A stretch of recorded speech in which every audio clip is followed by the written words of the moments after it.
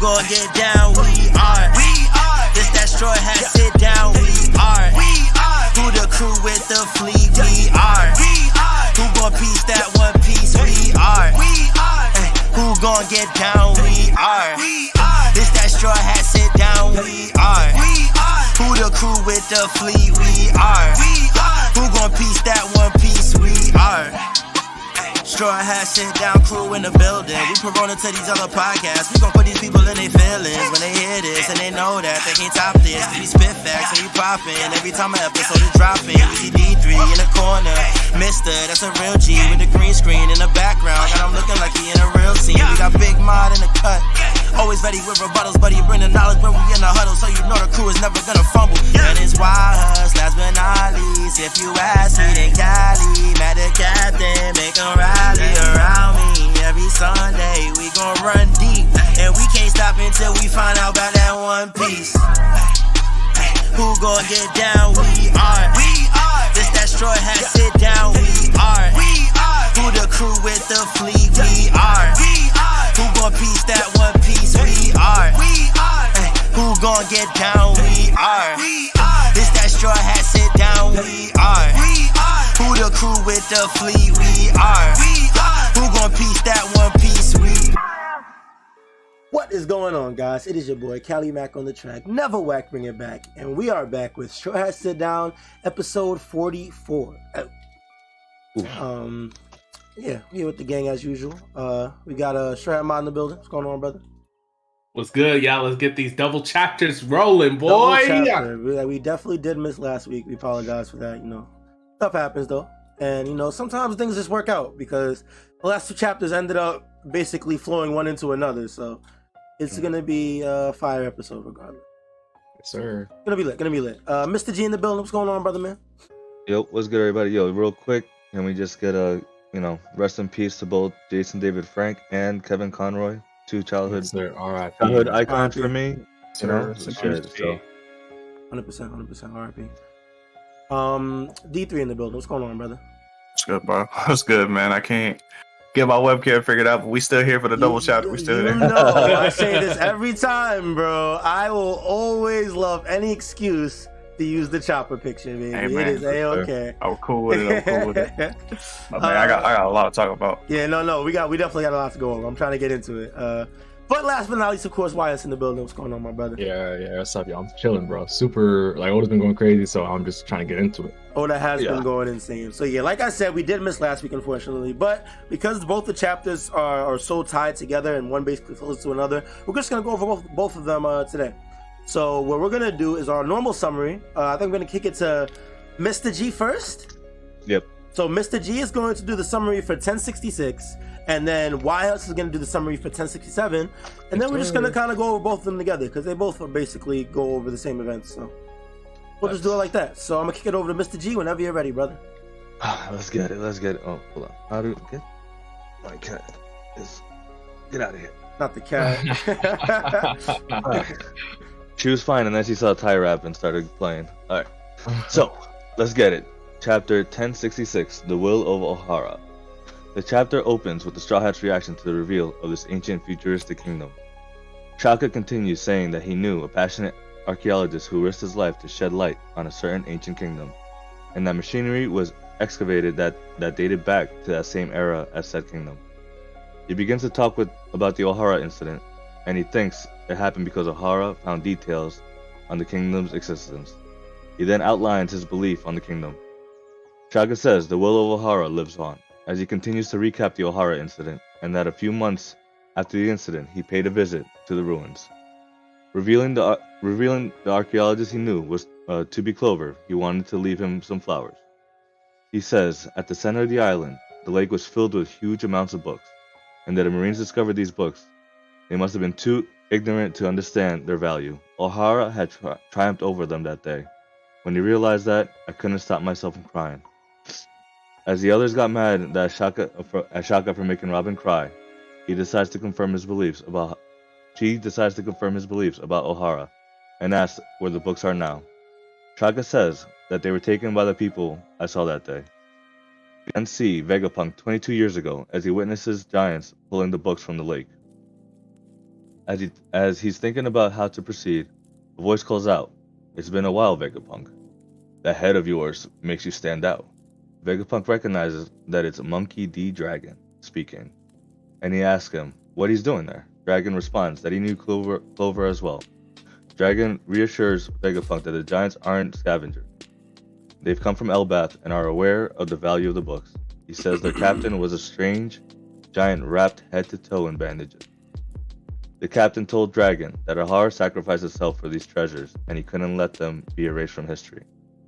Dragon then calls Vegapunk a government lackey, saying he's glad the giants are here to help the books, keep the books safe. Dragon continues his angry speech about the world government, saying he's gonna raise an army that can fight them head on, and that he's gonna change the world. The last thing Vegapunk recalls Dragon saying is, "The will of Ohara won't die with Clover." Within a year, Dragon, Ivankov, and Bartolomeo Kuma. Is it? Kuma Just decided, Bartholomew, yeah. Bartholomew, right? Yeah. Kuma founded the Revolutionary Army. Shaka continues that he took a trip to Elbath and got permission to read all the books. He committed all to memory and has continued the research. Robin's still crying as Shaka if the Giants' captain's name is Saul. Shaka only says that he is in hiding, so he can't confirm anything. After that, their shoes started moving on their own, and Shaka says he has something he wants to show them. The last scene of the chapter is Luffy's group as they try to make the robot move, as they trying to saying what they think the name might be. A huge sound erupts from the robot. An old man starts to phase out of the giant machine, asking for help, saying perhaps space-time bent mid-warp? To recognize the old man. After Luffy pulls him out, the old man recognizes Luffy as Dragon's son. He is happy to see Bonnie all grown up as well, but she isn't happy to see him. This is our introduction to Dr. Vegapunk, the man with the biggest brain in the world, leader of the Navy's Special Science Group. End chapter. All right. Pretty crazy ending. And is it just me, or when you guys read The Will of Ohara, the title, y'all were like already like waiting for a banger? I was. Oh, yeah, bro. Yeah, the title definitely piqued my interest for sure. Yeah, Definitely. Before we get too into that, let's move on to the next one real quick. Yeah. If y'all thought that one was short, bro, I obliterated this one. Don't worry, bro. All right, go crazy, King. Whenever you're ready. Yes, sir. Yes, sir. So 1067, just like part 2 of this chapter, Punk Record. So Vegapunk starts off by explaining to Luffy's group that he ate the brain fruit, and that he has so it makes his brain grow large or whatever, and he has his brains in the hangar above them titled Punk Records. And he explains that the clones are satellites and that they all sync to Punk Records and them with their memories and knowledge every day. So after that, Bonnie presses Vegapunk about turning her father into a heartless weapon, threatening him with the beam saber, but it attracts a ton of bugs and that makes Bonnie faint. Vegapunk asks Luffy if he saw a pink dragon in Wano and confirms he only considered it a failure because it isn't blue like Kaido's. He explains the legendary Iron Giant that attacked the Holy Land of Marie-Jaws 20 years ago, but it ran out of power before it could cause any casualties. Scientists of the time passes down and hid its existence. Robin, listening to this with shock, and the other Straw Hats, notes that it was around when the fisherman rights movement started to gain ground, so around 200 years ago. Vegapunk admits that he did a terrible thing to Bonnie, but there's something he has to give her. And then he says that it must be fate that Straw Hat Luffy is here, and he asks him to take him away from Egghead. After this, CP0 pulls up on the island. They're talking about how they're going to terminate Bonnie on site, whatnot. Shaka sees this and he's informed by his other clones, and he says, we're going to tell them hand over the Seraphim, and they're not going to accept their dock request, but they're probably not going to take that lightly, so prepare for battle. And then the scene flips to Kamabaka Queendom, where Kuma starts running mid-repair, and the revolutionaries can only ask where he's trying to run to. And actually, interestingly enough, Eva says the revolutionaries are only just getting started. I thought that was a cool line. So yeah, that's 1067. All right. Yeah. Bro, speed run that Yeah, summary. nah, I told was you, bro. I great. told you. I told you. Running through it. I respect it. So I guess we'll go back to 66 and just start where we started, and we'll see where the conversation flows. So we did get a lot of info on Ohara and the events that transpired after Robin's backstory. Hey, give me you guys thoughts. How'd you guys feel about the info we got on the whole Ohara incident? Holy crap! Soul is alive. Yes. Oh my gosh. Yes. Like that is like the biggest bombshell I've ever seen. And I know like One Piece got like we all in the One Piece community, we feel strongly about deaths in the One Piece community and you know the fake outs, the weird deaths and all that other stuff. Because we all agree Oda can write a magnificent death scene if he wants to, but actually following through with, you know, killing the character has always been like, you know, a challenge. But this is one of those times, I don't know about y'all, but this is one of those rare times where I'm actually, like, I'm cool with Saul being alive. Like, Me too. Like, I don't know. If y'all disagree, let me know. Because I'm cool with I'm liking this because like this kind of like I like Robin's reaction from Saul being alive because she needs like a W. Bro, her little smile with the tears coming down. Yes. Bro. Yes. That shit That shit got warms me. my heart, bro. Shout out to Mrs. Banner on Discord, bro. Oh, it definitely is the scene. That's crazy right there. Yeah. What's it called? Go ahead, Victor. Go ahead. You go. I was talking to YHuss about this, like literally the second. The Yeah, chapter like this is the dropped. night. Like, what's it called? I think now that Saul is alive, I think that he's the man that is marked by the flames. If you remember, Kid talking about he needed to find somebody. Yeah. The dude marked by the flames. I think that was Saul because you know you don't have to be on fire to get burned. You know you can get frostbite and your skin gets burnt. Yeah. So that would make a lot of sense. I've actually heard that theory a few times over the past week. I think that's one that's circulating around a lot. Yeah. I can see to Strawhat's point. I can definitely understand how, because I've definitely talked to a lot of people about this because this was a really monumental chapter. And some people feel like Saul being alive does slightly weaken Robin's backstory. And I can't say I personally agree, but I can understand where they're coming from. But Because- was there any like insinuation that he actually died, or did we as the No, viewers but just assume I that don't he even think died? it's necessarily, because it's not about that. I don't think it's necessarily about him, us knowing that he dies, because I think it was YHuss that actually pointed it out to me earlier this week. If you look at the move that Aokiji uses when he freezes Saul, it's called Ice Time Capsule. Yeah. But he does follow it up with like an ice time, so like it's a bit like 50-50. So like I feel like that insinuates that it was meant to throw out at some point, which makes me feel like Aokiji never meant to kill Saul in the first place. And if it was already set up prior to for him to never die in the first place, then I think that helps justify it a lot. It makes it definitely seem like less of a fake out, as you know other deaths in One Piece have been. Yeah, and that's where like I feel like a lot of people are like overreacting in my opinions, because I think a lot of people just assume that he's dead, like rather than like looking at context clues. Yeah. Like No, I agree with you, because like, I mean, you think the admirals, you know, they be killing, well, supposedly they be killing people, right? But Aokiji had multiple times to take out the Straw Hats, right? He froze Robin, froze Luffy, could have destroyed them, let the Straw Hats, you know, take them and heal them back up and everything. So he has shown compassion from time to time, and it also makes me believe that he understood the importance of Ohara and, like, you know, of letting Robin go and then also saving Saul. And I think, I mean, it goes back, I mean, I know some of us, I mean, I know I personally think that he's part of Sword or something along those lines, right? Like, he has his agenda that he's following. Yeah. I think this is all just a part of it.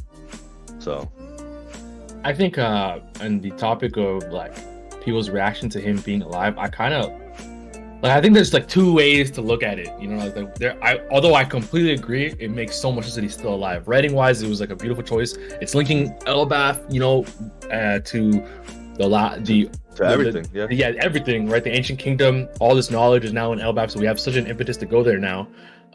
So it's like and dragon, you know, Vega. It's just such a Oda type move. The world building, he just like, there was all these things floating around, and then with one strike, with one swoop, he like connected everything. It's so sick. Yep.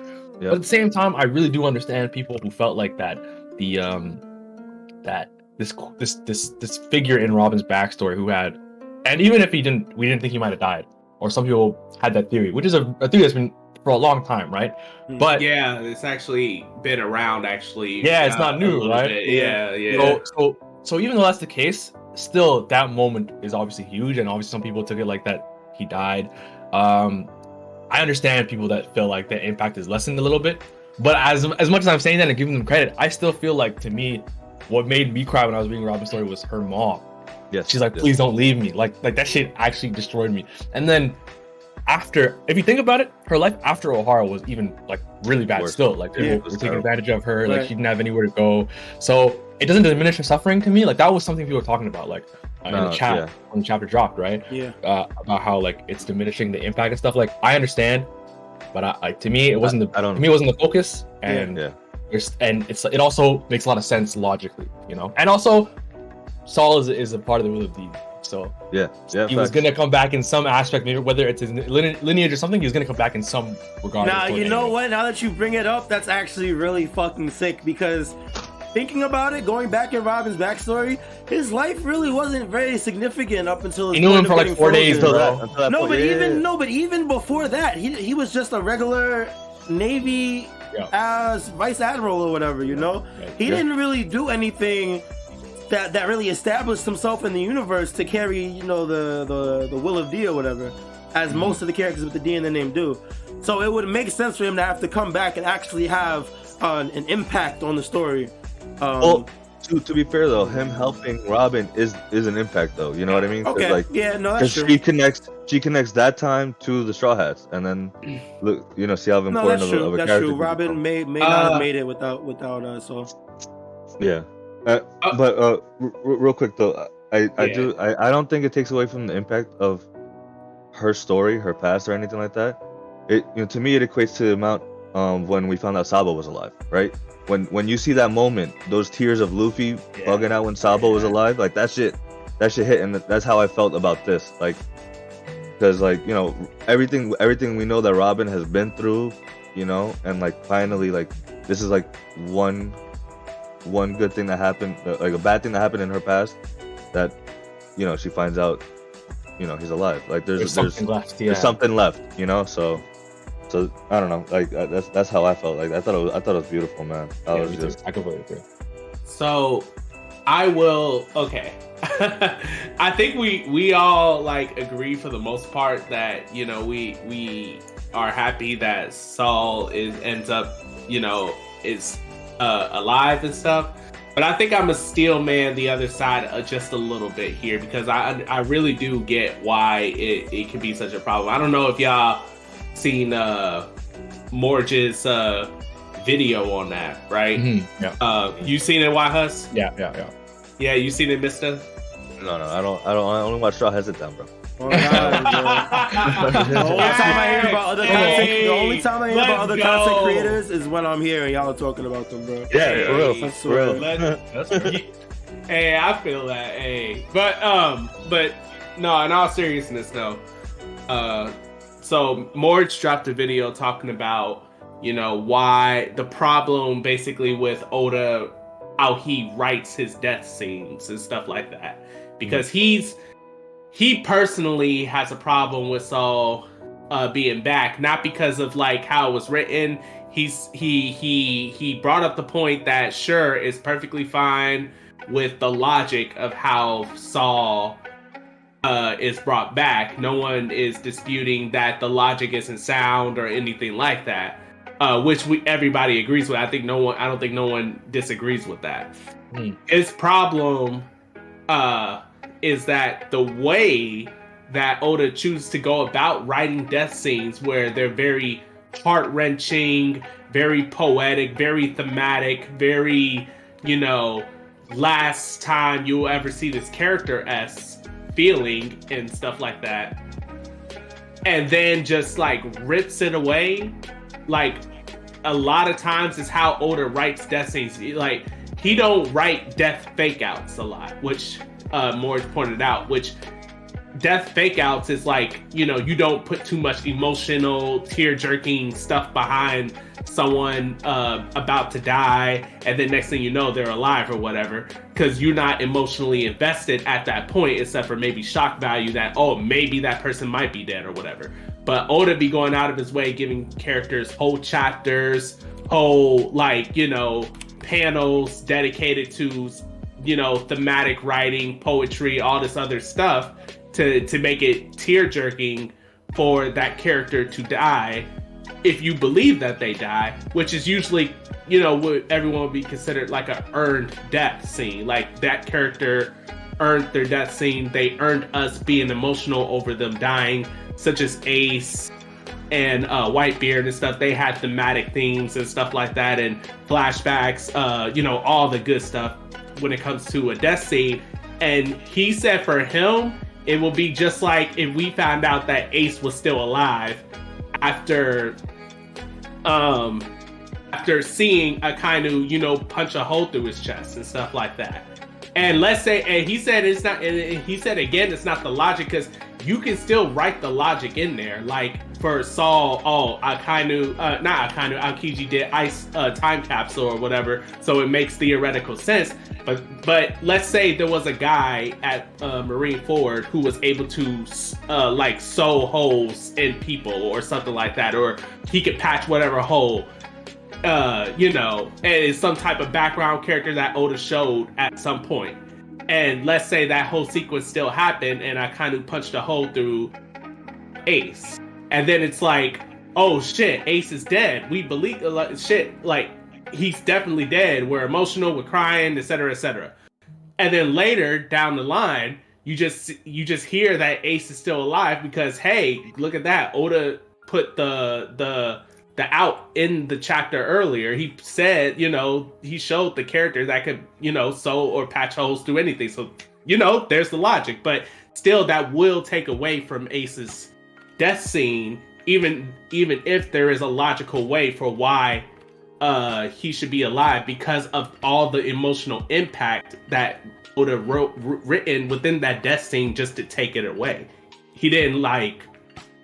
He didn't like, not necessarily glazed over it, but he put so much behind it that it's like it's like you're emotionally cheap. It'd be like if someone, like in real life, you know, faked their death, like all your tears and stuff like that. You know, you'll be dried out and just I mean, of course, you'll be happy if the person in real life that you knew was alive and stuff like that. But I mean, whatever, I don't know, if they had some type of life lesson to give you right before they quote unquote died or whatever, and then they were still alive, it just cheapens that at that point. So that's where, you know, that comes from.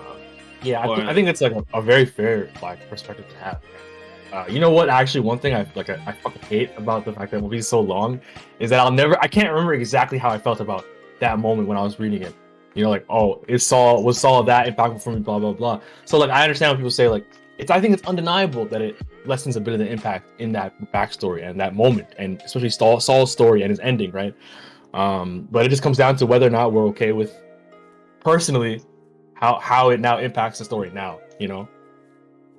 I think that's what it comes down to. I think that it's really on a case-by-case basis. Yeah, like, I can definitely see how people could come to that perspective, but it's like the example you used with Ace's death. Like, obviously with somebody like Ace in a situation like that, and he would have come back alive, even if it made sound logic, it would definitely lessen the death. If it was somebody else, it probably wouldn't be as significant or have as much meaning, or even be cared about as much. You know what I mean? So I really think it's just on a case-by-case basis and how it's handled. I don't think that it's that way with this death, but like I said, I can definitely see where people can, how people can get to that conclusion for sure. Definitely. I just wanted to add in, I think that it also has to do with how much significance you put Saul in Robin's backstory and being crucial. Because I think Morge said for him, Saul was the important thing. Like, not to say that her mother wasn't, of course she was, but every character has that one character that inspired them to you know, do what they wanted to do. You know, Chopper and his father, you know, Nami's mother, etc., etc. And he said he believed that Saul was that character for Robin's backstory and stuff. Now, if you disagree, that could be also why you might place it a little bit different and like, you know. Is that something to really disagree with though? Is that like? I guess it's a matter of opinion. If you valued him a little higher, I felt like he wasn't meant to be, because he was only introduced like halfway through the flashback and was immediately toasted. Well, yeah, but you got to think about it like this. Like, bro. You got, but here's the thing. I think you got to also think about it like this. You think about what Robin's backstory was about. It was the fact that, yes, I mean, it was terrible that her host, you know, people suffered through genocide. Like, you know, she suffered through she lived through a whole genocide of, you know, her people and stuff, and I think that's the most alarming thing in our minds, which, I mean, obviously it should be, but at the same time, Robin's main thing was that she was always alone. Even, you got to remember, back on her own island, she had no friends. She had like really no family, and she was made fun of and all that other stuff. She didn't have any peers. The only people that she were friends with were archaeologists of her own ilk. Yeah, and even then, she was still kind of seen, sort of. I mean, not really, because she got to the point where she was an archaeologist, but she couldn't study the forbidden stuff. You know, the poneglyphs and all that other stuff, the ancient history. But when Saul came, he was that first friend of Robin.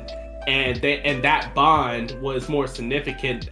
Then I think you could argue it could have been even just as, if not more, impactful to her than the bond with everyone on that island. Yeah. Potentially her mother even, and even the archaeologist, because she had no friends. That was the point.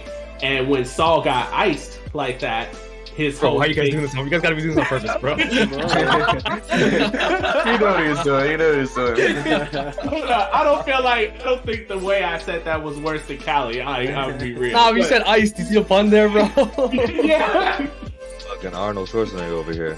Oh my goodness. Okay, all right. But, honestly though, I can definitely respect that perspective. The way that you worded it, I can understand how people could see Saul as more impactful than I saw him. Yeah, because Maud, like in all reality, the real takeaway from her like whole story and Annie's lobby is that, like, despite the past, you can still look towards the future, right? And there are always gonna be people for you and your circle, right? So his words to her and what he brought to her was her takeaway and why she's still like a wholesome person now, right? So you can definitely argue that, and that's why it's so big. So that's why I don't think anyone's like. I think we can all understand when people say this just fucked up for them. We get it. Didn't he tell her that she was gonna find her family one day? Yeah, he literally said, "You will find friends. Just keep smiling, keep laughing." Yeah, you will find friends one day. And then we saw that whole montage of like 20 years of Robin trying to, you know, blend in, meet new people, and just for all of them to betray her. And hell, that's the reason why she, you know, betrayed the Straw Hats, because she didn't want to be betrayed by them the same way. She didn't even really. I wouldn't even say she betrayed them, but yeah, I read in his. She ghosted them. She ghosted them, but she didn't betray them. Yeah, I'm talking about like, yeah. I meant like, you know, obviously from like probably from their perspective, because Zoro was questioning like if she betrayed. Yeah, I'm talking about like from the Straw Hats perspective, honestly, before they knew. But but essentially she didn't want them to do her like how she's been done by other crews, because she really likes them and she wants to think of the best of them. So she thinks the best way is just to give herself up before, you know, because she said, you will inevitably leave me, you will inevitably, you know, turn your back on me because I am so problematic. And Luffy, you know, shot that shit down like that flag. Woo, boy! Oh, I gotta watch Eddie's lobby again. Oh my god. But the point I try to get at is, you know, Saul you could argue is the highlight of Robin's flashback, the highlight of her character, and the highlight behind the whole, friendship struggle that she went through for years. So I perfectly, honestly empathize with that idea to the point that I don't think either is right or wrong. I think if you put Saul at this point, and so him being alive cheapens it for you, I completely get it, and I don't think that's any more or less wrong than, if you enjoy Saul being alive, and at the end of the day, it doesn't cheapen it for you because to you Saul wasn't like that important over like Robin's mother or et cetera, et cetera. I think both of them are valid. Yeah, I do. I agree. It's just her tears in this is just not just obviously because of Soul, but the fact that like her people won that thing. Saving all those books was monumental. You know what I mean? And the fact that like she has a reason to go to Elbath to read those books herself, or whatever. If a Vegapunk gives her like a chip or some shit like that, you know what I mean? Which is definitely plausible. It's just another thing, like two things from her past that she thought was gone completely lived. And there's that possibility of being able to read those books again, to see Saul again. And then, this also, I'm sorry to cut you off, mister. This definitely also, I mean, we already knew it, but Elbath is in the future, in the very near future. Solidified from 99 to 100. Yeah, literally from 99 to 100. There's no way in hell that we don't go to Elbath now. Yeah. So my question for y'all: Do you think when we go to Elbath, we're definitely gonna see Revolutionary Army? Yeah. I don't see why not. I don't think that the army is on Elbath, though, right? They're on some other island. They're calling about the Queendom. Right. But I'm sure because Soul is a captain, if I'm not mistaken, right? Yeah. Okay. So I was gonna talk about that. Do you? Not in this chapter, but the next chapter, the one we're still talking about, it's on the same premise. But go ahead. When people were getting the books off the island, if you look closely, it was Hydra and his crew. Yes. I was gonna bring that up too. Yeah. Yes.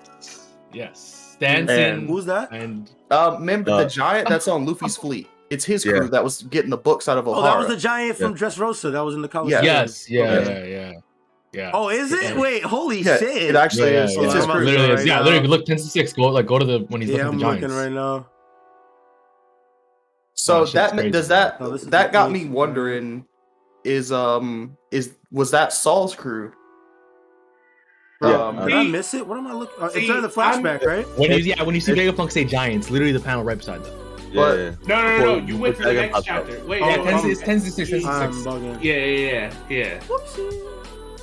Yeah, but I've been meaning. I was actually that was something I wanted to ask y'all because, didn't Saul say that he was not from? Yeah, he's not from Elbath. Yeah. So how is he the crew captain of the Elbath Giants? Let me read exactly what Dragon said. Maybe Dragon thought, mistaken. Their captain. Oh yeah, all I said was their captain was a strange giant. I can imagine. For this mission, he came to Elbath. He's like, guys, we need to go back to Ohara and get these, and that was just for the mission because I don't see Saul as like a pirate. Oh, what if? I mean, it's also possible Saul lied to the Navy about not being a giant or something. You know what I mean? Not being from Elbath? No, he told Robin that. He told Robin that. And he told her that he's not. And that he's a giant, but he's not from Elbath, and that there are friendly giants. Okay. Yeah, they're not all warmongering, which I also thought was a very interesting thing, right? Wait, so what was the discrepancy that you said, D3? I'm confused. Oh, I was just pointing out that he was that Hydrogen's crew was the one that was saving the books, and was wondering if Saul had any ties to. Oh, okay, because he said he wasn't from the island. Okay, yeah. Well, I mean, you just said that, right? Someone just said that the giants were seen as warmongering, right? So it's definitely possible that he was just trying to say that I'm not from Elbath, I'm not one of those giants, just to calm her down. Yeah, not to get people hit. Didn't want her to assume that about him. Yeah. Okay. The only reason I'm he might really not be is also the D thing, right? The Will of D thing. There might be some lineage like some other island that houses giants of the D, and also like Yeah. I don't really see him lying to her. You know, she was being honest like to her. He even I told mean, her like movies are coming and stuff like that. This would go back into your theory last episode of Bro, giants you being think from, I haven't been thinking this the whole time, Ancient bro? Kingdom, yeah, man. Ancient Kingdom, the It's allies, all coming together. I've been trying to put it all together. Don't worry, bro. But yeah, so hydrogen being there is super interesting. I saw something pretty interesting about the fact that it was these newer guys, right? Like I think Hydrogen's crew is like the new giant pirates, something like that. And obviously they're younger and stuff like that. I mean, they look way younger in this. Yeah, I'm tripping, right? But real quick, So this was a year after. this was Ohara? 22 years ago. Yeah, so no, it was like a few months after. It was like Okay, right after. okay. So yeah, so like people, I thought like an interesting post about how they're like having these youngins bring the books, not like other more notorious giants. You know what I mean? Because Hydrogen isn't like a big giant. I think he's like a up and comer.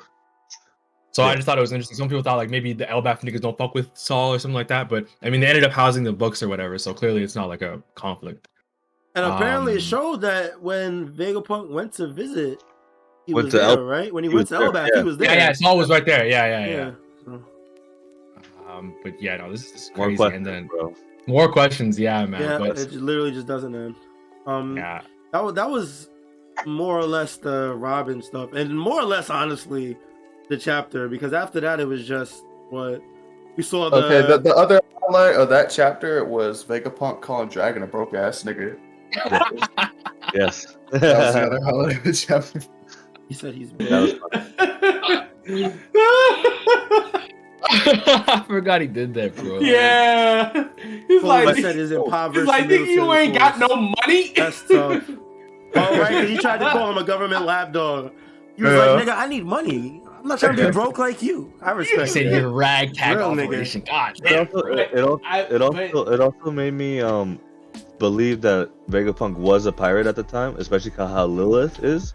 How Lilith always trying to plunder and like all about that money, because he was a pirate trying to get that money to do his Oh, so that's project, one of right? his personalities. here's- yeah.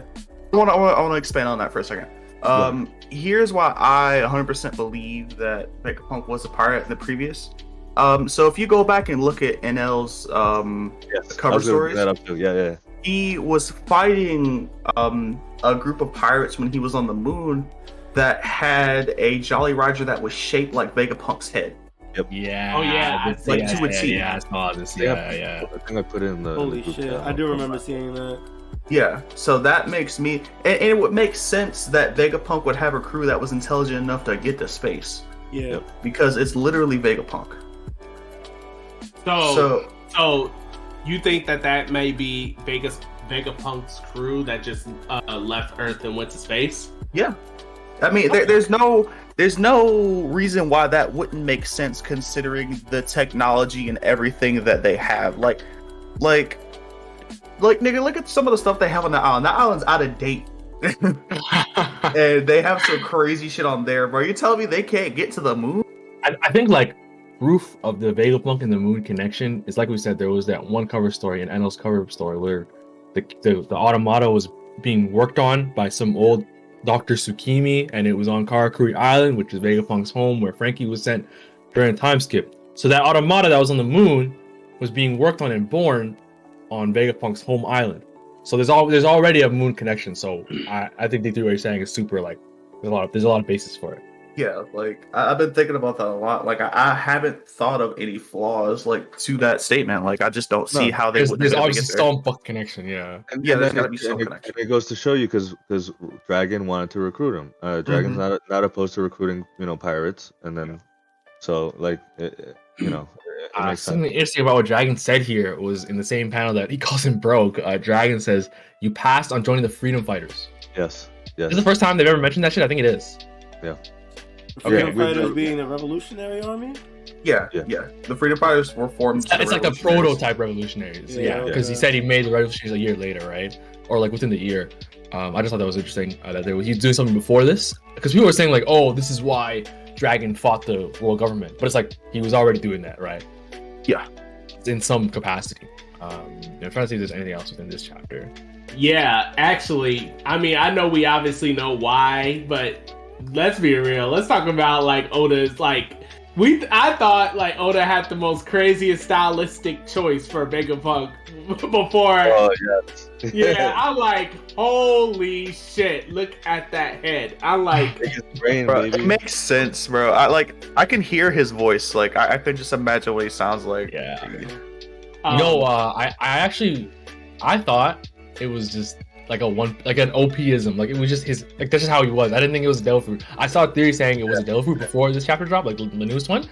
And I was like, oh, what if it's like just who he is? You know what I'm saying? Like it's just a mutation or something like that. But yeah, it is a devil fruit. And now that we know that, right? Okay. Wow. She'll know what I'm talking about when I say this. I imagine that Vegapunk sounds like Heimerdinger with a lisp. yeah. If you guys watch Arcane, you know that old ass scientist nigga. Yeah. Oh, Yeah. the little Yeah. grass nigga. Yeah. Heimerdinger. Perfect, I'm actually. crying. I can actually hear that 100%. Yeah. Look, obviously, the ending of the chapter, right? Like he's coming out of this thing, bro.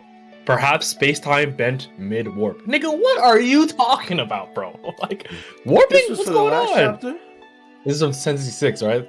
The ending of 1066. When That was when Luffy, When Luffy's like, well, you see Vegapunk coming out of the mech the for robot. the first time. like, On yeah. the last Yeah, page. Yeah.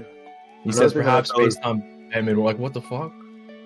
Right. I don't know. just He's up to some crazy shit, bro. Oh, It is. this I almost forgot. This confirms it too. Remember we were talking about a little bit a while back about, the seventh body and stuff like that? Yeah, we now know, yeah. We now know. Seventh Yep. body. Oh yeah, yeah. they definitely did confirm it. We were going back and forth a few weeks, but hell we yeah. did get the confirmation finally of the real Vegapunk. Bro got an Yeah. apple head.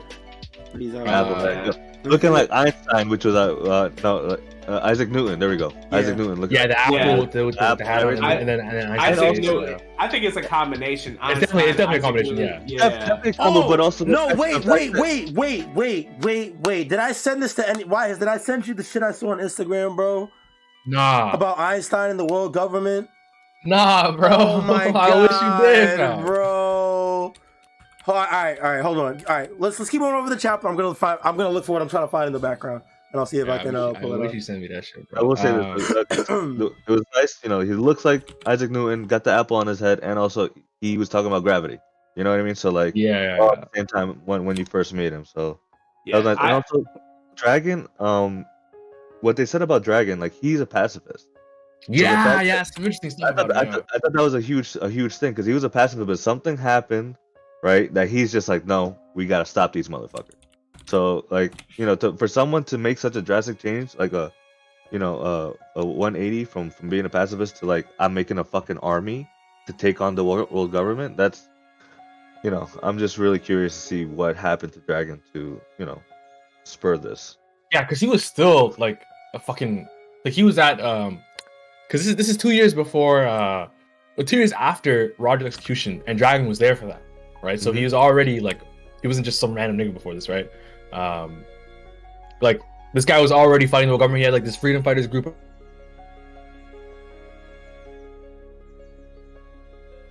Yo.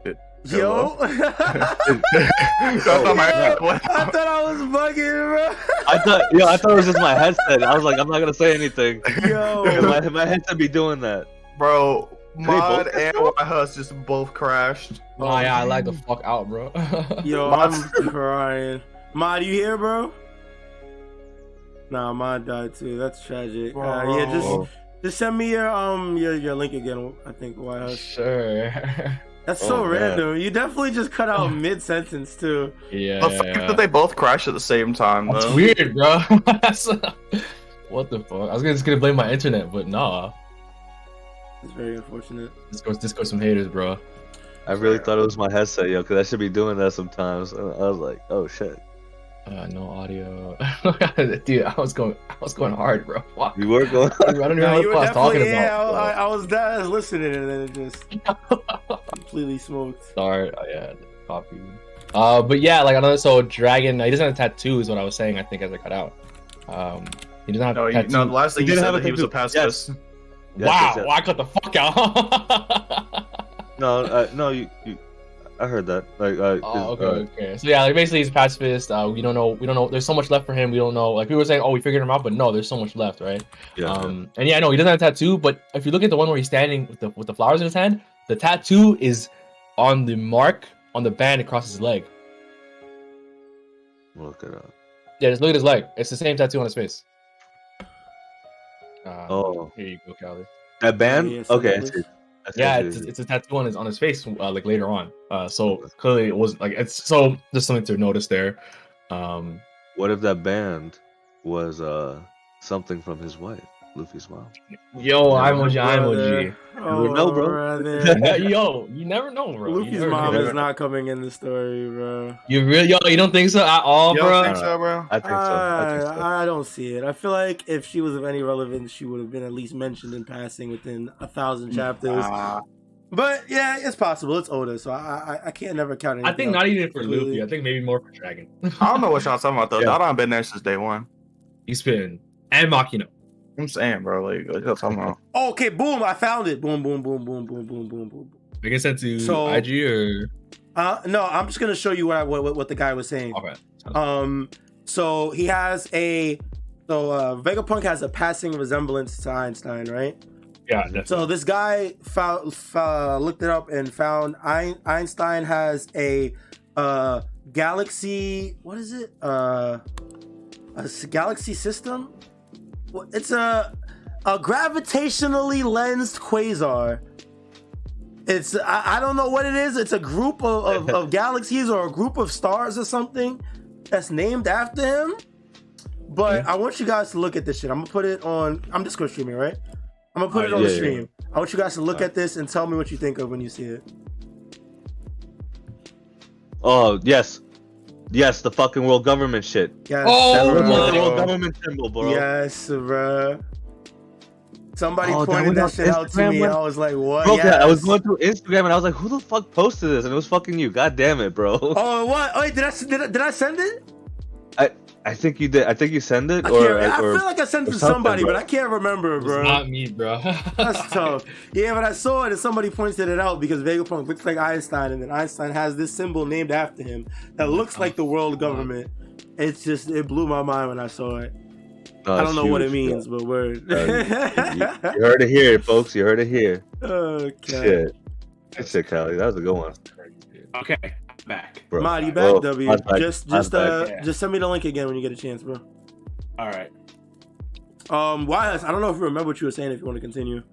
No, I feel like I was really all I had to say about the chapter. I'm just trying to go through it right now because they talk about the mech, right? So we can talk about the next Yeah. chapter. Well, yeah. So I was already on the next chapter, yeah. So we Okay, get we find out that Vegapunk did eat the brain fruit.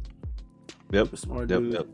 We By find the way, out. Huh? the reason he stuttered killed me. It's the know me, right? so he like got tongue tied. That shit was hilarious. I'm not gonna lie. Oh, Bro, Nomi that's means so brain. That's why he said yeah. Nomi means brain. That's actually hilarious. Yeah. Nomi. That is actually funny. I didn't realize that. Oh man, yeah, crazy fruit. Like very fitting for the this motherfucker of all people. Yeah. Yes. All right, I sent it. Cool. We also get info on Punk Records. Yeah, crazy. Yeah. shit. What do you guys think about the infinite knowledge link that he has between his clones? That shit is insane, bro. It is. Dude, it's the modern day But- internet. Yeah, Well, literally got the and internet. the only place in the world that has it is the Navy. So it's kind of I think low key is kind of better than the internet. I know I've seen a lot of people make comparisons to the internet. Well, in some ways it's better than the internet, and in other ways it's not. But Yeah, it could be cursive. the one way where I think it's a little bit better is that there's just one assimilation of information, because in the internet there's a lot of misinformation, there's a lot of potential half truths or straight up lies that get perpetuated throughout the internet, but Vegapunk has all the answers that I would assume are not lies or anything like that. Yeah. Just straight factual information that everybody can get linked in on. But there, as Jinbei pointed out, people with very different ideologies and stuff like that being connected to one mind that could be extremely dangerous. But I think it's like I said, I get that, but like I said, I think it's a little bit different than the internet because I feel like low key what makes people sometimes extreme is misinformation.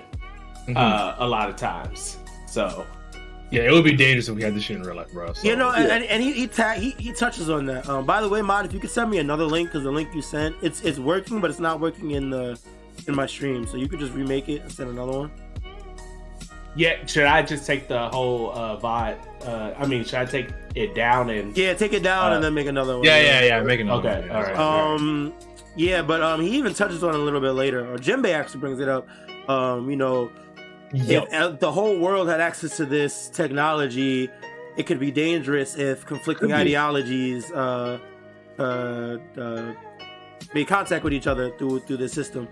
And it's a good point. You know what I mean? If this technology was in the hands of the general public of the world, there could be some devious things. They could definitely do some devious things with shit like this, including misinformation. Like you could really go ahead. Oh no, you finish, Kelly. Sorry. No, it's just you could really connect to this open source and just tell and feed it whatever you want in order to misinform or persuade, or you could, if a smart person with this technology could manipulate people in whatever way they wanted. And I think that's something that Vegapunk, or that at least Jinbei understood, because Vegapunk said fuck it. He said, "What's life without a little risk?" type shit. So yeah, and that shows his his scientist side of where they're not, scientists are not really moral people. You know what I mean? Yeah. And also, like with this type of fucking, what if someone somehow controls Vegapunk and like he connects everyone to this right in the world? Next thing you know, everyone's being controlled or some shit like that. Like it's definitely some scary shit though. Like this. Honestly though, like this is probably dealing with in real life, no? Yeah. Like with the internet at large today, like this is misinformation, people propaganda, like deep fake, all that kind of stuff, right? So yeah, definitely. We know what this looks like in the end, Deep fake shit is scary, bro. It's actually a real fucking crazy thing to be scared of. So he goes over there. They have a little convo, and then Bonnie, going off that point of how Vegapunk valued the science over the morals. She, attacks him for his father and shit. With the lightsaber. Yeah, with the lightsaber. I actually did not expect. I'm just gonna skip over the bug shit. I did not expect Vegapunk to show remorse, or at least this Vegapunk anyway. He was definitely wild. Yeah. I think that's what disputes the whole, Vegapunk doesn't really have morals like that thing, because I think that I think personally he does have morals, but I just think that his scientific curiosity and stuff will most of the time outweigh it, and he's not such a moral character to that point, but he does have some morals, right? We saw last chapter, he pretty much agrees with Dragon that the world government is scum to they have the same goal, quote unquote. Yes, exactly. Exactly. The only thing is that how they want to approach it is going to be different. He said, I want to use my mind the most I can to change the world, where not necessarily take direct physical confrontation against them, because he believes that there's some good people on the inside and they'll help mold the world to a better world. And that sounds pretty moral to me. That sounds very similar to stuff in real life. Don't want to get into all that, but that sounds very similar along those lines. And then on top of that, we also seen in the past, when it comes to Caesar, obviously he condemned him for what he was doing to the kids. And I know we talked about that a little bit before in the past, but I think with that confirmation, the last chapter, plus the remorse from, Kuma and stuff, I think it's safe to say that he is a moral character. He's just not going to, he has some morals. I think when it comes down to the possibility of, oh no, these ideologies, they may be conflicting with my knowledge or whatever, he's like, I can see where you're coming from, but let's just keep going and see where it goes from here. Because he's that type of guy. Where He's it's like the risk. yeah. Where it's like if something is being presented in his face, like Caesar, and stuff like that, the extinguishing of Ohara, he condemned all that. He just wants to change everything differently. Yeah. For the most part. The Kuma thing, I don't know. Bonnie got that one. I mean, I don't know. But We still didn't get too much info on that because Bonnie ended up passing out. So Yeah, might I just say that shit was whack, by the way. Like, Bonnie passing out. Like, that was a bit cheap. Like, come on, Oda. Like, you gotta find a better reason than just to knock her out because you're scared of some bugs. Like, come on, bro. All right, but then I saw people on the internet going in about the whole bug thing because the stag beetle represents like the sun god and Egyptian god. Yeah, exactly. Like, if that ends up being something, I get it. But either way, there had to have been something better than knocking her being scared. Like, you're here to murk this nigga. Forget the bugs, bro. What's your dad, bro? I will piggyback off Mister. It's definitely Luffy has been a beetle man since almost the beginning of the series. I only say that. Y'all, bro. No, I will. He definitely has on multiple occasions.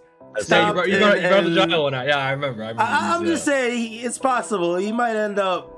They might have some significance. Or there might be something there. If there is, it could be a funny gag. Who knows? It will be. Yeah. So yeah, I just thought it was like a little bit like, come on, Oda. Like, but still. No, but yeah, it is unfortunate that we didn't get more info because Bonnie had to get knocked out. But yeah, he wants to hold on.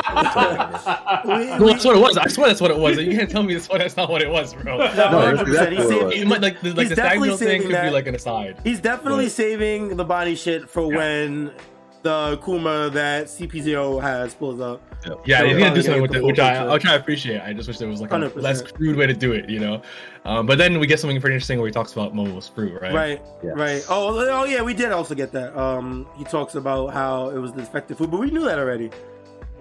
We already knew that it was the defective fruit. Oh, we were wondering if there was he could it defective because of the color though. That shit's fucking hilarious. Yeah, like it was fine in every other regard. Like we thought it was defective because okay, let's be real. We thought Momo's shit might have been defective just because he's he was like turning into a dragon unwillingly. Yeah, he couldn't control it at all. Yeah, he couldn't control it at all or anything like that. We thought maybe that could have been the reason why it was defective or something like that. But nah, it was fine this whole time. But Vegapunk is such a perfectionist. He's like, Luffy's like, oh yeah, he can he's super strong now. He can fly, he can breathe fire, he can do everything like Kaido. He's like, whoa, wait, what was the color? Oh, okay. I'm a failure. I am dead. Monumental failure. Oh man. Yeah, it's unfortunate. Next up, holy fuck. Yes, we get an extreme info dump. We find out that the giant attacked Meriwa 200 years ago. But was built over 900 years ago. Yeah. Nobody knows the objective, and it ran out of power before it could cause any casualties. So this thing basically pulled up, towered over the whole town, and then just shut down. Yeah. Actually fucking insane. Terrifying shit, bro. And if you think about it too, it's scaling. I mean, how many times do we see, some type of history of, characters scaling that red line, that wall or whatever, and it messed up the important? And you remember years later, because, it's linked directly to like the fishmen movement. Yeah, Robin. Their rights. And who else scaled the red line? Boats. Exactly. You got, Fisher Tiger scaled it, and I wonder because it's implied that it directly is linked. The robot movement is scaling. Is somehow linked to the Fishmen's rights movement. Or I'm telling y'all, man, allies of the ancient kingdom. We got to keep our eyes on Chandians, giants, Kizuki, fish. I'm telling y'all, bro. So it's not a coincidence, man. It's very interesting. Sure. Jinbei definitely name dropped. Oh, it wasn't Jinbei. Was it Robin that name dropped the Fishman rights specifically? Yeah, she literally Yeah, connected it as yeah. they're looking on the Yeah. with Shaka. She's like, yeah, that's when Yeah. that's when the fisherman rice movement started gaining ground. What an Yeah. what an interesting comparison Oda decided to make right there. Yep. Yeah, exactly. Like, And yeah, there's- so like and Straw said, What the if- direct parallel between him and Fish Tiger. That could have been used as a Exactly. distraction while this shit happened too. and know if what you I think mean? about, Mhm. and if you think about the past as well, what's his face? Who's who? When he was talking with Jinbei, and he was talking to him about the slaves and how they worship Sun God Nika. Yeah. There could be some implications with that as well, because it seems that most of the slaves are there at Mary Joie, and I think it's possible that at some point maybe Joy Boy scaled the red line at some point, saved slaves or something. I don't know. Fishman Tiger, that robot. Maybe there's some implication that Luffy's going to scale that next or something. Yeah, the shots. I mean, they kind of have to, right? They're gonna get them to redraw somehow, right? Nice. And I doubt the gondola's gonna take them up, right? Emu's going to beam him in, like, oh, come in. Yeah, please, let's have a conversation, buddy. No way, bro. So Chaka is telling the other Straw Hats about how he created the Vega Force about it. He used that as like a basis to create the mech that Lilith fought them with, but he couldn't engineer the power source. And as Vegapunk said, it ran out of power before it could cause any casualties. I think it's very clear that this never-ending flame thing that Lilith mentioned is gonna come up in some sort. There's something. So that's the power source that they're trying to make. Yeah, power there's the still robot. That it might not be makes exactly that, but I mean, this island runs on fire, right? Yeah. So something, man. That's gonna be something to remember as well. Sun God Nika, bro. Sun God fucking Nika, bro. This guy knows. Indeed, It all makes indeed. sense about it for the robot. Yeah, for that, we find out that he has something he wants to give to Bonnie as well. Yeah, I'm Yeah. gonna assume it's keepsake from Kuma before he But- got turned robot. He was like, "Give this to my daughter, please." That's a good one. Yep. Yeah, that makes That would sense. probably make the most sense. It was that, or it's the fucking Bible, my nigga. some way to fucking get him out of that state. Plot twist is the Oh, One Piece. you know. Yeah. But I'm Joy Boy. Wouldn't that be I'm crazy? Joy Boy. That's crazy. Yeah, as my daughter, your Joy girl. Will Oh, you be Jesus. my Joy girl? And Yo, get her the initials One are JB, Piece? bro. Who knows, man? Fucking Shut try up, it. bro. Oh shit! No, yo, don't say other shit. Oh, no, wait, This nigga, bro, don't feed it to him. wait, no, wait. I just had a big idea. Okay, so what was it connected? Okay, sick. Because y'all made me think about something when you talked about the power source and Sun God Nika and stuff. Mhm. Yeah. Remember, so I've been thinking, what if the robot moved through Luffy's devil fruit, but what if the previous user of the Nika fruit was it wasn't Joy Boy. I mean, it's after Joy Boy, during that 200-year time period or whatever. What if that was like a fishman that controlled that fruit? Because the world government said when the Nika reveal happened that this fruit always tries to evade us or eludes us or whatever, right? And what if the power source? Because if it has something to do with the fisherman rights movement, better to be have the motivation or the motives to act on something like that than probably a fishman who's the power of the sun god to deliver up that mountain or whatever. And what if that was found out at some point that that fruit has the ability to awaken the ancient weapons, or not ancient weapons per se, but the ancient tech, I should say, or something like that. I don't think that that's would something be- to remember, because I mean, Luffy's yelling did, or maybe it was the warp that made it happen. Maybe I'm counting things I shouldn't. But no, I think that's an interesting point. I remember they said that the fruit hadn't awakened for centuries. Yeah, It might mean 2 centuries. Might mean 7. exactly. You know, Yes. yeah, no, it's something to remember. I think that's a good point. Yeah, that's why I think that.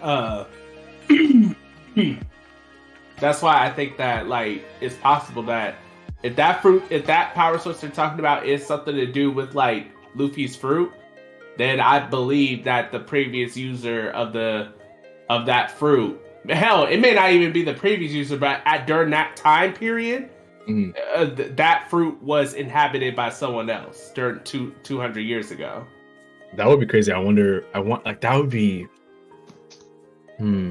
That'd be fucking wild. It would be a fishman, to be honest. Man, we got. There's so much more we have to know, man. We have so many fucking questions, bro. There's so many holes to fill. Yeah. It definitely just doesn't end.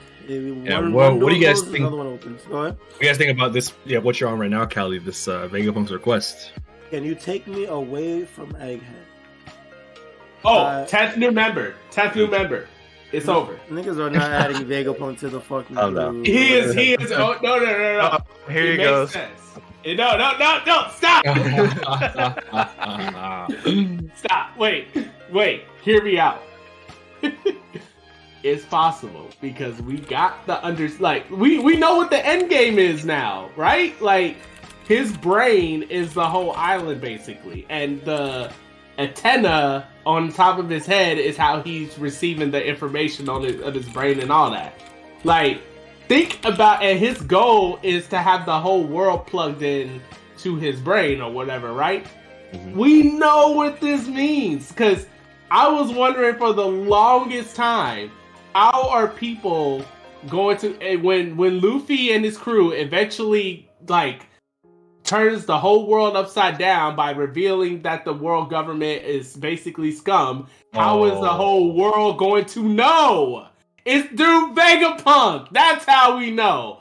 He's got the brain, everything. If every information, if he goes with them, every information that they receive about the ancient kingdom or the void century and all the shit the world government hid and stuff, that's how everybody would know, through his brain. Like, they would, like, I don't know, some type of super antenna or some type of, like, you know, it would be like something that Vegapunk would scatter all over the world, and then everybody, you know, if they touch it or something like that, they could just get the information from just touching it, and literally the whole world would know that the world government are scums, and then that will be the catalyst to the Great War. Like, bruh, he's the 10th member. He has to be on the crew now. Like, honestly, that's. I'm not gonna lie. This might be the. I don't want that nigga on. This might be the call of the century if Manga gets this one, bro. If Manga calls this shit, bro, I don't know, man. Don't we already have 10 members? We do have 10 We have members. 9, not including Luffy. So 10. I thought Timber was 10.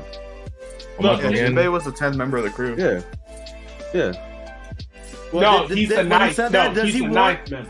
Well, no, you're not including Luffy. That's what it is. I don't know if Yeah. when Luffy said it, if he included himself, he was including. Yeah, that's what I'm himself. saying. Like, Luffy's 10. Did he right? want But 10 without total, Luffy, or it's did not. he want 10 other members? Yeah. Yeah. That's Vegapunk. Maybe. What do you guys think about the fact that that the cover story of this last little bit, obviously it was the pudding thing, right? That came into like it actually ended up mattering really quickly, right? With Law versus Blackbeard. But so Caesar and Judge have reunited because they brought Caesar with them from Whole Cake. I've heard people say that this is going to culminate into the Mads reunion. So Vegapunk might want to like get back working with these guys to figure out some, you know, way to fight the world government or something like that. I heard that's people because like the pudding thing came into, you know, started mattering really quickly. So this might matter really quickly soon too. Yeah, the way things are moving, I could definitely see that happening. Yeah. So who was the Mads? It was these two. It was These two and Queen. Yeah. But yeah, so I think that's like a plausible thing to remember. But yeah, I really don't know what the fuck else he could want, honestly. Yeah, no, I'm not sure which way the cover story. I thought the cover story was done after they got saved from Whole Cake. I didn't think it would even be continuing here. So I don't know what to think of this. I guess we can see where it leads. I saw this cover story and I was just like, oh, okay, and I just kept reading the chapter, bro. It's just- Yeah, cool. He always does it for a reason, right? So putting these two scientists on the same cover story, we find out more about Vegapunk. Yeah, I know we get introduced to Vegapunk. Like I feel like it's like Yeah. So, not I just think YHuss is onto something. So Yep. We're winding down. We're towards the end of the Yes. chapter. The CP0 pull up. Yep. There wasn't too much development with them. They just came through and destroyed some of the robots or whatever. Zoro's going to because he's still back on the ship, and so is Brook. yeah, But they're not. They're all on the island though. There's nobody like outside in the harbor. Like the ship got taken by the robot up to the they're like right outside the lab. the punk residents or the punk wherever they're at. Yeah, so they're right outside the lab with the ship. Everybody's on the island right now. But I imagine Zoro was talking around to him on their own. Like they definitely, in order to get to where they're at, in order for the CP0 to get to where Shaka and the rest of them are at, he has to get through Zoro and Brook. So Zoro low diffs this entire crew. I'm not gonna lie. I find it hard. Low diffs the entire crew. I find it hard to believe otherwise. The Here we Seraphim go. there, I'm not lying, the Seraphim might be the biggest threat. Brook bro. He mid-dips the Seraphim. Brook You know- solos the Seraphim. Yo, real nigga, I fuck with you. Uh, Yo, real nigga. Yeah. oh man. I low key we've discussed the CP0 and We the have. potential fights a lot, so I don't want to get into it We too have. much again. No, yeah, forget that. Oh, The yeah. Seraphim are mad strong. The Seraphim Yeah. to me are like the real threat. Yeah, But- I'm interested to see the main thing is to see the interactions between the Seraphim and Bonnie. That's the more so what I'm waiting for than anything. Yeah, I wonder like what Vegapunk and them preparing for battle will look like. Right. You know, will the clones fight themselves? Will they just put out the Vega Force 1 and the other technology, right?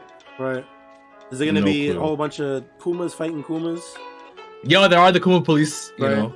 And Bonnie gonna have a Yeah. field there. And this is really interesting. This last part is like Yeah, speaking of Kumas, this last part, you see the revolution. It goes back to the Revolutionary Army. Yes. You see fucking that panel is fucking ridiculous. Kuma just That's starts such a fucking good running, panel. bro. He's just Bro, going. Nigga is booking it, bro. Bro is half got his robot guts coming out. Yeah. Oh no. Machines dragging behind him. Bro can't even run straight, and he is just on the fucking move. Yeah. Yeah. So I don't know if it's like the obvious guess, but is he trying to go to Egghead? That's what I was about to Yeah, I ask. feel Oh, like that's Yeah. like the obvious guess, you know? Yeah. Yeah, but the reason why he's going to Egghead is the one that is up in the air. Because I heard someone say that when Shaka said prepare for battle, that was like, code for Akuma to get Sleeper up and cell run. activation and shit. Yeah, but I think that would be a little bit soulless if he did, because I assume that Akuma has some type of like humanity left in him. Otherwise, Yeah, this is making it look like it's his own decision, right? yeah, like the this is frame so, and everything. yeah. I don't know what's commanding him to do it per se. I don't think it's that Bonnie was knocked out or anything like that. I don't know. You know what I think it is? What? In the scene where you see Lucci, he says, "Where talk about Julie Bonnie, she keeps slipping away. She served her purpose. Let's terminate her on site." And the Seraphim is right beside it. Yes. And the whole time I was thinking, like, what if somehow, similarly to like how we introduced the idea of punk records and the syncing to the cloud or whatever, what if the Kumas are synced? Yes. Because remember, Ooh. they refer to this Kuma when they're coming, when we first see Lucci and Kaku and them on the ship. They refer to the Seraphim as a problem child, right? Yes. Yes. And remembering from, I think, not last chapter, but the chapter before that, when they fought the shark, Jinbei, there was, they talked about how lineage factor keeps your recollections and your memories. So I think that's a possibility. Like, they might be synced somehow. He might have, like, the Seraphim might be thinking, fuck, we gotta save Bonnie. And then the other, like, this Kuma hears that shit somehow through the cloud. And he's like, oh, fuck, we gotta save Bonnie, That's what I was thinking. No, I feel like that's way less soulless than him getting ordered by Shaka.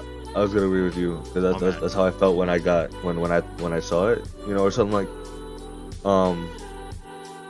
Honestly, I didn't think about the link thing. I just thought about like he just sensed like a father, Yeah, like instinct somehow. that sensed something bad's gonna happen to his daughter, and then Yeah. he's bolting. That is definitely where my mind went to, and it definitely makes sense, especially considering what you're saying about the link, how they're saying they're ready to kill her. Yeah. Now that I'm thinking about it, I wonder what her connection to CP0 was.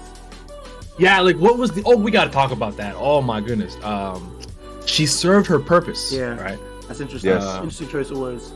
So, Yeah. so she either infiltrated So she either infiltrated or she gave them info. We don't know. Like, I think it's like her devil fruit, bro. oh, that's what you mean? Yeah, like because like they're saying she served a purpose and she keeps something away from us. So clearly they want her in custody and confined, right? Yo, what if they're yeah, trying to weaponize her devil fruit to like make the gore say like fucking young? Yeah, that's like the big like idea, right? Or Eam. Or yeah. Yeah, because Oh.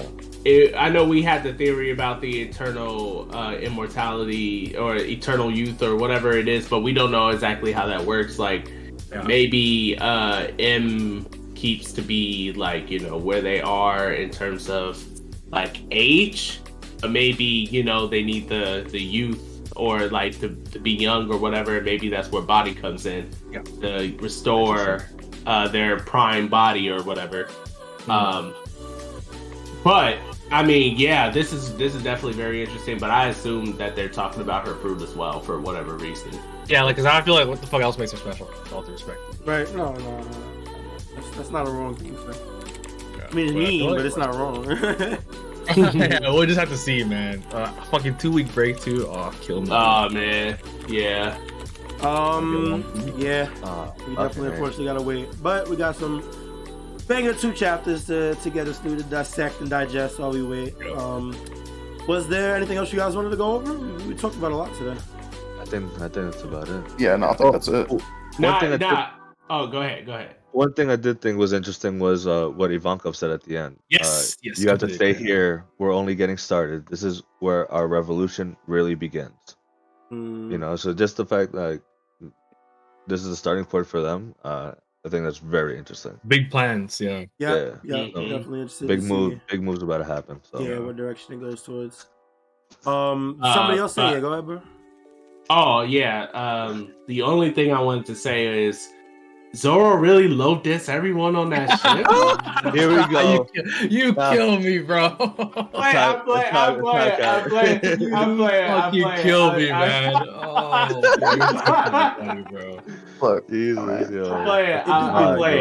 I'm playing. We don't have to do that. We don't have to do that. We shall No, see. that's Just know fine. I already know if Rob Lucci puts up a fight against anybody, we're gonna come in the next week, and Manga will come in with his chest out, head high, just talking all the shit. And I gotta hope. All I know can't is, wait for that. all I know is, I better, if Rob Lucci came for Zoro, I better not see a single sweat mark over Zoro. Zoro could be smiling, but if I see that sweat mark, I'd be like, Callie! Callie, call Oda, bro. Call Oda. Be like, yo. I gotta use my connection, bro. I've been saving it, but I gotta use connection once, bro. Can't let this happen. Oh man. I'm definitely looking forward to the next couple chapters. The story's moving real quick. Yeah. We are on is there a break break next week. next week? Yeah, we're on break I'm next so week, sorry, so Rose. we will figure out what we're gonna do with the episode next week. We have the One Piece fighting game. We haven't done that in a few weeks, so we could definitely get back on that at any point. Part 3 Get of into that. Vegapunk'S. We could definitely run that. Make sure you guys listening. We appreciate you, first of all, everybody listening right now on Twitch, listening on YouTube, listening on Apple Podcasts, Spotify Podcasts, Podbean, etc., wherever you're listening. We appreciate you guys. Make sure you follow the Twitter at Strawhat Sitdown. I feel like I'm forgetting something. I don't know. It'd be like that. It's cool though. It'd be there. It's cool. Yeah, we'll be back next week when we figure out what we're gonna do. Make sure you follow Twitter so you know what we're gonna do. And that's it for the episode. All right. Hope you guys enjoyed. Till next time, take it easy, be safe, be healthy. We appreciate you guys, and we will see y'all when we see y'all. Take it easy, guys. Peace, y'all. Peace. Peace.